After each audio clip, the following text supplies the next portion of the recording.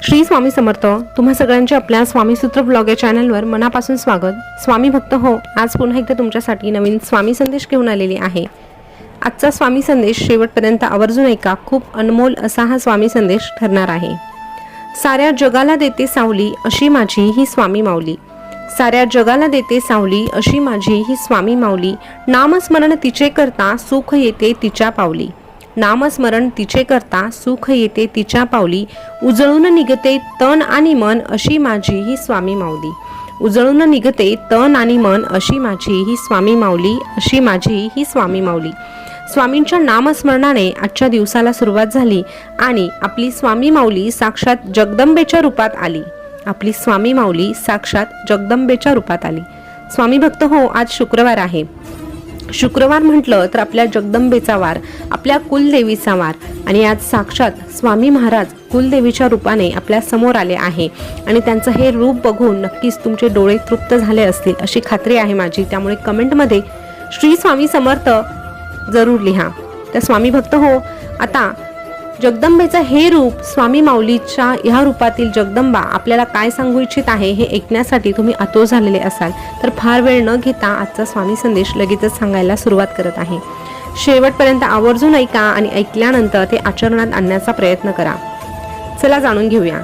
स्वामी माऊली आज सांगत आहे, अरे जो प्रामाणिक राहतो त्याची किंमत लोकांना कधीच कळत नाही. जो प्रामाणिक राहतो त्याची किंमत लोकांना कधीच कळत नाही. जे बोलायला लबाड आणि माणसांना गोल गोल फिरवण्यात पटाईत असतात तेच लोक आज या समाजामध्ये प्रिय झालेले असतात. असेच लोक आज सगळ्यांना हवेहवेसे वाटतात. पण सत्य कितीही कटू असलं तरीही ते कधीच पराजित होऊ शकत नाही. कालांतराने ते इतरांना पटल्याशिवाय देखील राहत नाही. आपली प्रतिमा लपवण्यासाठी, वाहवा मिळवण्यासाठी कधीच लबाडीचा मार्ग वापरू नये. गैरविचार आचरणात तर अजिबात आणू नये, कारण ते देखील कालांतराने उघडे पडतात आणि त्यावेळेस मात्र आपली किंमत शून्य होऊन जाते. आणि थोड्या काळासाठीच्या प्रतिष्ठेसाठी, मानपानासाठी आपण जी चादर पांघरतो ना, ती नेहमी आखूड पडत असते, हे कायम लक्षात ठेवावे. ही चादर जर आपण तोंडावर घ्यायला गेलो तर आपले पाय उघडे पडतात आणि जर आपण तीच चादर पायावर सरकवायला गेलो तर आपलं तोंड उघडं पडतं. आणि ही चादर शेवटपर्यंत आपल्याला पुरतच नाही, ती नेहमी आखूडच राहते. आणि म्हणूनच माणसाने आपल्या विचाराशी व आपल्या आचाराशी नेहमी ठाम राहावे. कारण जिचे आचार आणि विचार या दोनही गोष्टी शुद्ध असतात ती व्यक्ती कदाचित लोकांच्या मनात घर करू शकत नाही, लोकांना आकर्षितही करू शकत नाही, पण अशी व्यक्ती मात्र आमच्या नेहमीच आवडीची असते. बुद्धीचा वापर करणाऱ्यांपेक्षा मनाचा वापर करणारी लोक कधीही चांगली असतात. बुद्धीचा वापर करणाऱ्यांपेक्षा मनाचा विचार करणारी लोक नेहमी चांगली असतात. कारण बुद्धीचा वापर करणारे लोक आधी स्वतःचा विचार करतात, पण मनाचा विचार करणाऱ्या लोकांचं मात्र तसं नाही. मनाचा विचार करणारे लोक मात्र सदैव पहिले दुसऱ्यांच्या मनाचा विचार करतात आणि मग आपल्या स्वतःचा विचार करतात. आणि स्वतःचं जसं चांगलं होतंय तसं दुसऱ्यांचंही चांगलं व्हावं अशीच अपेक्षा नेहमी मनामध्ये ठेवतात. आणि जेव्हा अशी लोक दुसऱ्यांचा विचार अगोदर करतात, अशा लोकांची जबाबदारी आमच्याकडे असते आणि अशा लोकांचं आम्ही कधीही वाईट होऊ देत नाही. आणि अशा लोकांना आयुष्यामध्ये कशाचीही काहीही कमी पडत नाही, कारण त्यांचं मन हे नेहमी समाधान मानणाऱ्यांमधलं असतं. आणि म्हणून अशाच लोकांमध्ये समाविष्ट होण्याचा सदैव प्रयत्न करा. एक गोष्ट अजून लक्षात ठेव, हे बघ, सगळेच जण या जगामध्ये तुझ्यासाठी टाळ्या वाजवणार नाही. सगळेच जण या जगामध्ये तुझ्यासाठी टाळ्या वाजवणार नाही, तुझं कौतुक करणार नाही. अरे, ज्या ठिकाणी 4 लोक तुझं कौतुक करतील त्याच ठिकाणी 10 लोक तुझ्याकडे बोट दाखवतील, तुला चुकीचंही ठरवतील. पण तरीही तू मात्र त्या लोकांचा विचार करू नको. जे होत आहे त्याचा आनंदाने आणि हसतमुखाने स्वीकार करायला शिक. मान मिळाल्यावर जसा तू त्याचा स्वीकार करतो तसाच अपमान मिळाला तर त्याचाही स्वीकार करायला शिक. कारण प्रत्येक व्यक्तीमध्ये गुणवत्ता आणि कमतरता या दोनही गोष्टी असतात. फरक फक्त एवढाच असतो की जो पारखून बघतो त्याला गुणवत्ता दिसते, जो पारखून बघतो त्याला गुणवत्ता दिसते आणि जो तपासून बघतो त्याला मात्र नेहमी कमतरताच दिसते. त्याला मात्र नेहमीच कमतरता दिसते. मग अशा लोकांना तू तुझी योग्यता सिद्ध करायला का जातोस? अशा लोकांना तुझी योग्यता कधीही सिद्ध करू नकोस. तू फक्त तुझं ध्येय काय आहे त्याचा विचार कर, तुझे कर्म कसे करायचे याचा विचार कर. आणि ह्या दोनही गोष्टी करत असताना तू माझं नाव घे, माझं नामस्मरण कर.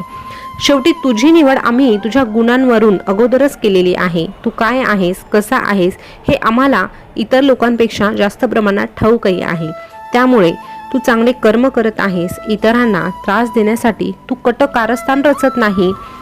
तुझी जी काही चांगली वाईट परिस्थिती असते त्या काळामध्ये तू दुसऱ्यांना दुखावत नाही. त्यासोबतच आमचं नामस्मरण करणं सोडत नाही. तर नक्कीच अशा भक्तांवर माझी कृपा सदैव असते आणि अशा व्यक्तीला आम्ही कधी आमच्यापासून अंतरही देत नाही.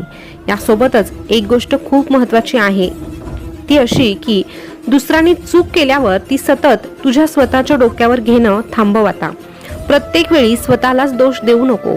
अरे, एखादं नातं तुटलं, वाद झाले म्हटल्यावर तू माफी माघार घे, ते देखील गरजेचं असतं. पण समोरची व्यक्ती तिचा हट्ट सोडायलाच तयार नसेल आणि ते नातं टिकवण्यासाठी तू जसे प्रयत्न करत आहेस तसे ती व्यक्ती करतच नसेल, तर या सगळ्या गोष्टींना तू जबाबदार नाही हे लक्षात घे.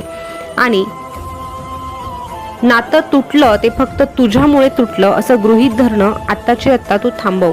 शेवटी अहंकार बाजूला ठेवून पुढे पाऊल टाकणाऱ्याला सर्वश्रेष्ठ समजलं जातं आणि त्यापैकी तू एक आहे. पण तूच जर सारखा प्रयत्न करत आहेस तर मग तुझ्या इतका लाचार कोणीही नाही. त्यामुळे इतकाही लाचार होऊ नकोस की स्वतःची किंमत स्वतःच्याच नजरेमध्ये कमी होईल. तुझं कोणीही नाही असा समज कधीही करून घेऊ नकोस. कारण तुझ्या विरोधात हे सगळं जग असलं तरीही तुझ्यासाठी आम्ही आहोत. तुला आम्ही नेहमी एकच सांगू, भिवू नकोस, मी सदैव तुझ्या पाठीशी आहे. भिवू नकोस, मी सदैव तुझ्या पाठीशी आहे.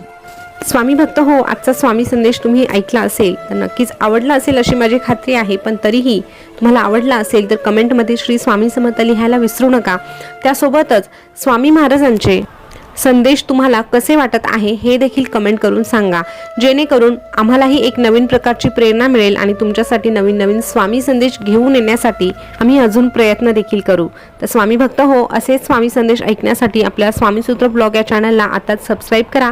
त्यासोबतच जे शेजारचं बेल बटन आहे ते देखील प्रेस करून ठेवा, कारण आपल्या चॅनलवर रोजच्या रोज स्वामी संदेश येत असतात आणि ते रोजच तुम्हाला ऐकायचे असतील तर बेल बटन प्रेस करावं लागेल, जेणेकरून तुम्हाला त्याचं नोटिफिकेशन मिळेल. तर पुन्हा भेटूया नवीन स्वामी संदेश घेऊन. तोपर्यंत स्वस्थ रहा, मस्त रहा आणि आपले स्वामी संदेश ऐकत रहा. धन्यवाद.